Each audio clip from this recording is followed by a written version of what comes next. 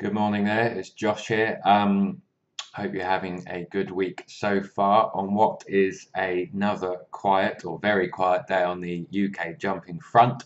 I thought I would take a trip over to Ireland, God help us all, and see if there was anything of interest for those of you who may want to throw £2.50 at something for a bit of fun to liven up the afternoon. And the only race of interest, really, having had a quick flick through the Fairyhouse card, and the only kind of handicap of interest is the 320.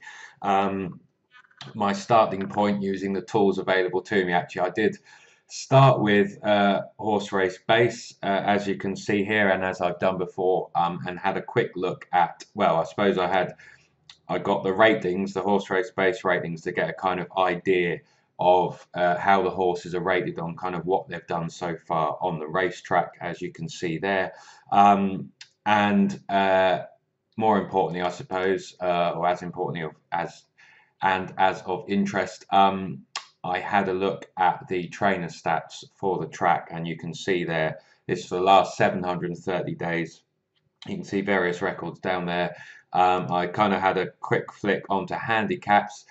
Surprisingly, Gordon Elliott is only 5 from 86 here in handicaps, which I thought was strange in the last 730 days. I'm not quite sure why that would be. Maybe it's not a track he targets, and maybe it's one he uses as more kind of to give horses experience or for future targets down the line. Who knows?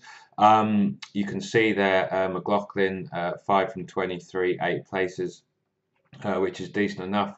Jesse Harrington's okay, 2 from 21. Miss S. Barkley, 1 from 3, 2 places plus 2. If I look at handicap hurdles, again, Elliott is only 3 from 46. That might make his horse at 9 to 4 look a bit short, and you may think he is worth taking on. Again, McLaughlin and Wee Small Hours. Jesse, that's a bit better in terms of over hurdles, 1 from 10, 4 places. And Mr. Nicholson's run 4 and 2 have placed.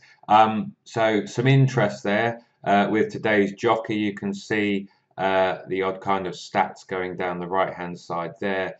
So there's something of interest there. Now, if I flick over to GG's, I can see there's not really any trainers in bouncing form in terms of the GG metrics. Jesse Harrington's are going okay, so quite a good weekend at Leopardstown. And what did I want to say? Well, yeah, it's two kind of things and ways in. One is kind of the instant expert tab, which if I click here, those that have winning form, I've changed the going to heavy, but I mean it's soft to heavy. You can see there, hopefully one horse jumps out. He is the 12-year-old Smoky Joe at 9 to 1 with course form, winning form in the class and over the distance, so he's proven to stay. If I actually look at any with proven stamina over a bit further, as this could be quite testing, yeah, you can see Smoky Joe, Wee Small Hours and Swift are the 3 horses with proven stamina, and in conditions like this that may be a route that you want to go in. You can see that Smoky Jojo is £9 below his last winning mark, and his handicap hurdle mark is a lot lower than his chase mark. So that's of interest. If I click the place tab, you can see Wee Small Hours is decent enough, though he's £6 above his last win, which was last time out. Benefit of Magic, and that's from the maiden run last time out, really. And Swift of some interest as well down here. So you can kind of see where my eyes are starting to get drawn, I suppose. Track form and place form is always a bonus, I think, especially, well, obviously all the Irish tracks, like many in the UK, are very kind of idiosyncratic and kind of, if you do have experience of them, it can help, but it's not exactly a hindrance. Again, those kind of things you want to build in price. If it's worth taking a chance, if you have any questions over certain horses. So I suppose my eyes on that basis and on the kind of the place stats were being drawn towards those top 3 there. Benefit of Magic, Swift.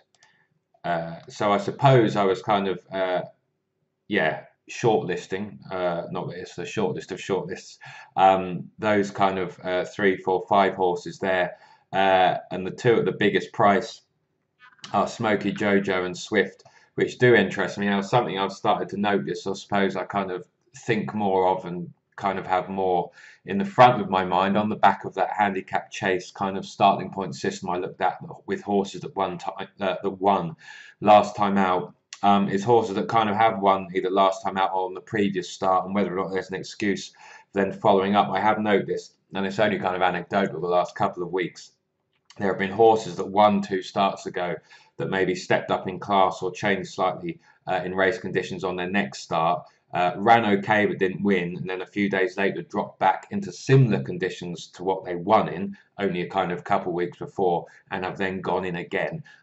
So that's something to keep an eye on, I think, and something I want to take a closer look at. Horses that won a couple of starts ago, that ran well but didn't win then the last time out, but then come out again and follow up and bounce back into the winner's enclosure.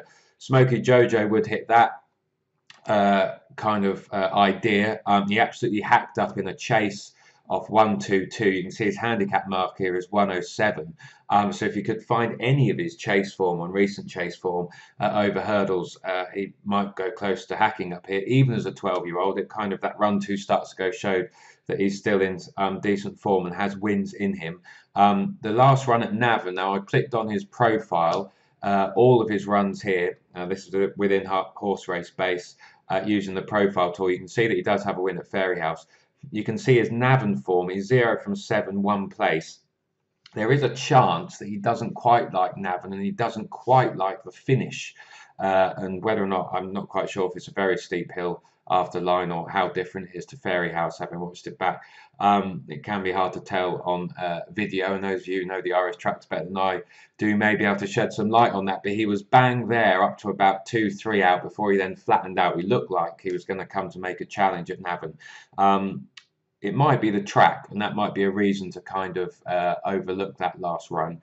But based on that instant expert, as you can see, and his kind of winning form in conditions, and is the only one really which ticks every box, including winning form at the track. At 9 to 1, I thought for kind of £2.55 or maybe an each way bet, he might be of interest. He can clearly carry weight in this ground if he can get back to the form of that chase win, and if it was the track last time out, where he did run well for a time, he could be of interest. Clearly, he is open to attack from anything with younger legs.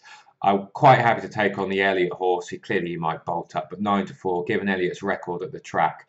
And the horse does have, what does he have? Another £15, no, £13 on his back.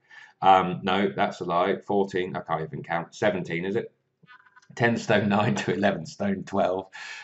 Yeah, 11 stone 9, that would be 14, plus another 3. So he has 17 more pounds in actual weight on his back, and in this ground that may make some difference over this trip.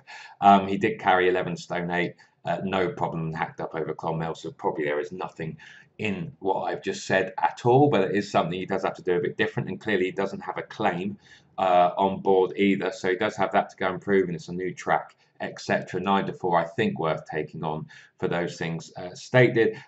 We Small Arrows did quite well last time out. 10 stone 7, again, he's got another stone in actual weight on his back. That's the same jockey, so that is something else he has to carry. That was a very hard race the last day, the same race as Smoky Jojo. He hit the front, I think SB2A tipped to Small Hours last time, maybe at 9 to 1, 10 to 1, I forget. But he hit the front a long way out. It was quite a good ride in the end. He just saw it out. His legs were tying up at the end. That was a very, very hard race, but he will race prominently, and I wouldn't put it past him following up, but he might be around the right price. Benefit of Magic, Jessie Harrington isn't prolific with her handicap hurdle debutants. Clearly she's in good form. Clearly she's a very, very good trainer. She is 1 from 12, 4 places with handicap debutants at Fairyhouse in the last 5 years. 5 to 1, maybe okay. We'll see. I'd probably want a couple of points bigger, but clearly unexposed, still in the could be anything category. He was 130 the last day, so it's not like he was having a pot around with the idea of handicaps in mind. He was there to run his race, and I suggest he was probably there to win, which he didn't. Nothing has run from it since, being only 11 days ago, so we don't know how strong the form is. But clearly he could go well because he's unexposed and quite young. But we might want to go with a battle-hardened one. Now, Swift is the other horse of interest. If I click on this, he's kind of got form in soft. Heavy ground he's placed in, it may be a question. He stays. He's placed at Fairyhouse in handicaps. The rating class is fine. He looked interesting. I'll tell you as I tick round to 10 minutes. What interested me here was the pace, allied to the fact that he's got 10 stone 6 minus another 7 from a jockey. Let's just have a look. Who, yeah, clearly not that prolific. But, you know, not a disaster, although not brilliant. But, you know, recent form, not too bad. What I thought was interesting, if I just unclick all these others, was the pace. And this is the final thing that I will finish on. If they all run to how they have been in previous form, Wee Small Hours, let's have a look here. Yeah, Swift, Wee Small Hours, and Good to Flow are kind of the prominent racers. Swift led before the second flight last time, extended advantage, well clear halfway. Chase leaders disputed third, led 3 starts ago. I've got a hope and suspicion that they might bomb this one out the front. And with nothing on his back, they might be able to steal a bit of a lead here. This run is 7 days after. That run in January was the first run since November. So there's every chance he might come on for it a bit, although he was clearly fit enough to run quite well the last day. Heavy ground in the trip seems no problem, and he has course form. There's a chance he gets away on the front end. So for something to brighten up the afternoon, I'm going to have £2.50 or maybe a fiver each on the nose on Smoky Jojo and Swift at kind of 7.5, 8 to 1, 9 to 1 each. Clearly I'll be fully in expectation that the Elliott horse or the Jesse Harrington horse might well do okay, and Wee Small Hours may not be tired at all, and he might build on that win last time out, but that might take its toll on him. We shall see. I don't dip over to Ireland too often, but for something to brighten up the afternoon or to offer some interest over sticks, I thought I would take a look for you. So hopefully you found some of that interesting. As I tick around to 30 minutes, I think that is quite enough. And I will leave you to get on with the rest of your day. Thanks for watching. And if you do play on anything in this race, then good luck. I think we will need it. So yeah, until the next time, this is Josh saying bye for now.